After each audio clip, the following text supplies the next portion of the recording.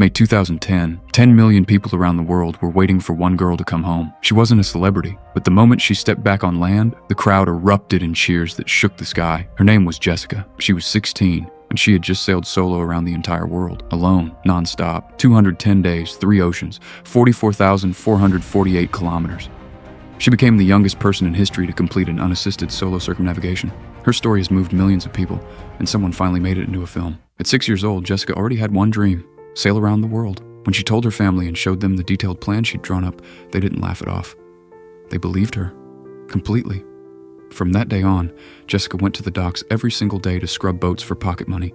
She mastered every sailing knot there was, and she tracked down a legendary retired sailor and refused to leave him alone until he agreed to coach her. 10 years passed. That little girl had become a real adventurer, but on her very first test run, everything went wrong. While she was asleep, her sailboat collided with an off-course cargo ship. The mast snapped. The hull was damaged. She had to call for help and get towed back to port in pieces. The docks were packed with reporters hungry for a story. To them, a 16-year-old girl attempting a solo circumnavigation was a joke. At the press conference, one reporter went straight for the throat. "Why didn't the proximity alarm warn you before the collision?" Jessica hesitated, then told the truth. I forgot to turn them on.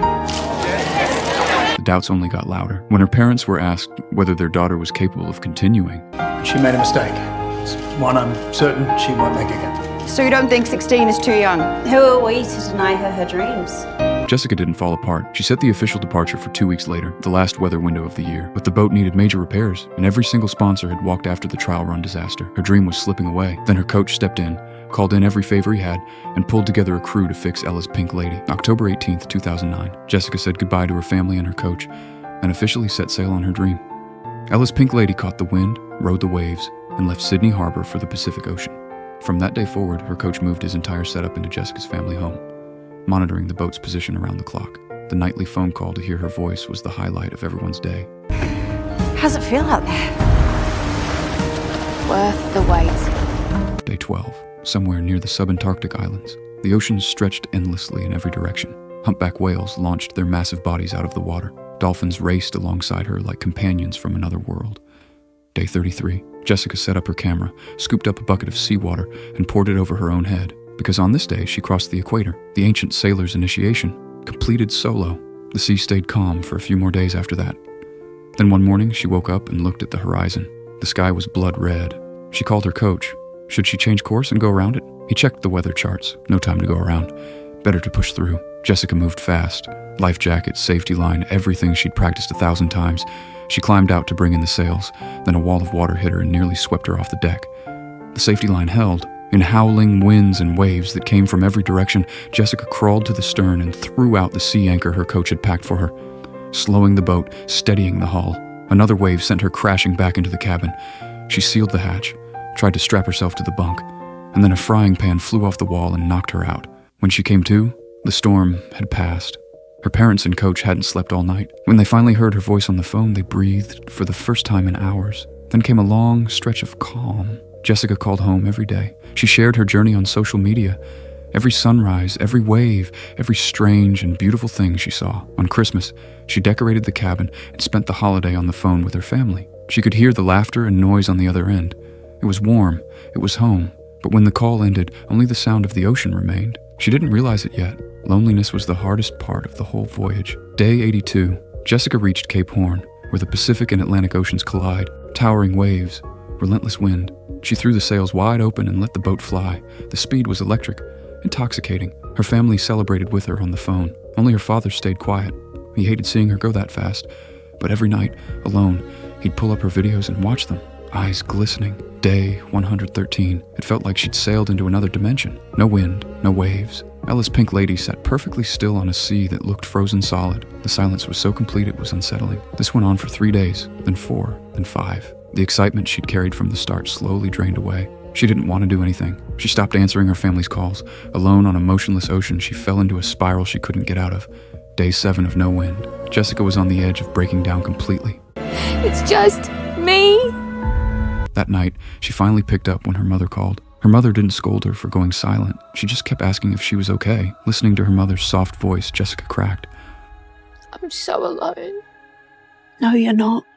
Her mother told her to go find the brightest star in the night sky, because right now she was looking at the same star, right there with her, always.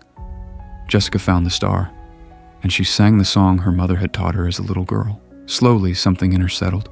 She went back into the cabin and cleaned up the mess she'd let pile up. She stopped keeping everything bottled inside and started sharing to let it out. Then, on the 8th windless night, she witnessed the most beautiful thing of the entire journey. Not a single cloud. Stars filled the sky from edge to edge. Their reflection turned the ocean into a mirror of the universe.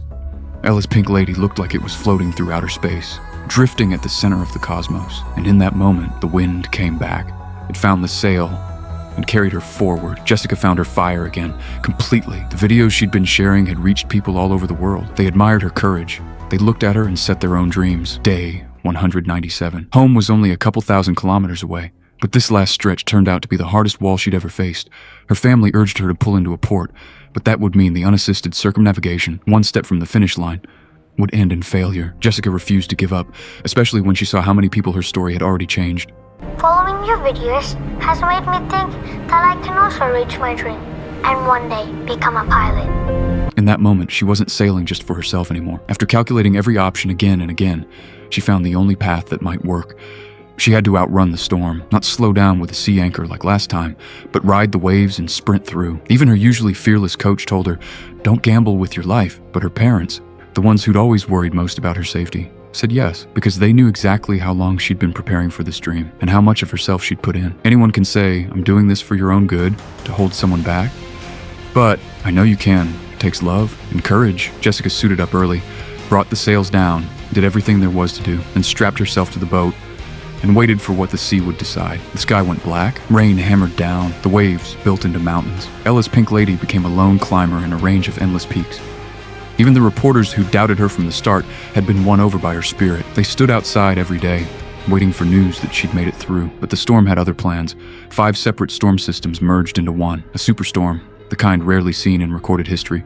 Jessica had grown up on the ocean. She'd lived on these waters her whole life, but she had never felt anything like this. The cabin began taking on water, and then the boat stood up, a wave over 20 meters high. Ella's Pink Lady was lifted like a leaf, rolled completely over, and slammed down. The boat began to sink. Hanging upside down, Jessica understood exactly what was happening. She pressed her hand to the family photo on the wall. Her heart was full of everything she didn't want to leave behind. At that same moment, her mother dialed through. No answer, no voice, just the alarm. The boat was 4.5 meters underwater. The family went completely still. Her brother kept calling, again and again. None of them could face what this might mean. But then, as if their prayers had reached the hull, Ella's Pink Lady, damaged and beaten, didn't break. She trembled beneath the surface, slowly corrected herself, and tore back through the water into open air. The silence in the house was broken by a ringing phone, Jessica's voice. Her family broke down in tears of relief, and her coach finally let go of the breath he'd been holding for days. When Jessica stepped out of the cabin, sunlight was cutting through the clouds and lighting up the sea. In that moment, she felt like she'd been reborn. When the sky cleared, she raised the sails. Land was right there ahead of her. Day 210, she sailed back into Sydney Harbor. Her family was waiting on the dock. They'd been there for a long time. The harbor was full of people who'd come to bring her home. And the impact that one courageous soul can have on so many. People all over the world cheered. Every sailboat in the harbor came out spontaneously to escort her in. Sailors watched her pass with eyes full of respect. In the middle of all the cheering and applause, Jessica took one long look at Ella's Pink Lady, the boat that had carried her through 210 days of everything. Then she stepped onto the land she'd missed so much and held her family like she'd never let go. This is a true story. The Australian Prime Minister met with Jessica personally and called her a hero for young Australians. Jessica said she was just an ordinary girl with a dream. A lot of people have dreams. What's rare is the stubborn refusal to quit, and the people who stand beside you and believe in you completely, every step of the way.